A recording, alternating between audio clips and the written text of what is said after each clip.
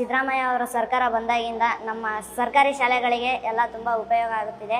ಮಧ್ಯಾಹ್ನ ಊಟ ಕೊಡ್ತಾರೆ, ಬೆಳಗ್ಗೆ ಬಿಸಿ ಹಾಲು ಕೊಡ್ತಾರೆ, ಆಮೇಲೆ ವಾರದಲ್ಲಿ 2 ಸತಿ ಚಿಕ್ಕಿ ಮೊಟ್ಟೆ ಕೊಡ್ತಾರೆ. ಮನೆಯಲ್ಲಿ ತುಂಬ ಕಷ್ಟಪಡ್ತಿದ್ರು, ಊಟ ಬೇಕಂದ್ರೂ ಕೂಡ ಕೆಲ್ಸಕ್ಕೆ ಹೋಗ್ಬೇಕಾಯಿತು ಅಪ್ಪ ಅಮ್ಮ. ಇವಾಗ ಸರ್ಕಾರಿ ಶಾಲೆಗಳಲ್ಲಿ ಸಿದ್ದರಾಮಯ್ಯ ಅವರು ಬಂದಾಗಿಂದ ಉಚಿತವಾಗಿ ಎಲ್ಲ ಸಿಗ್ತಿದೆ.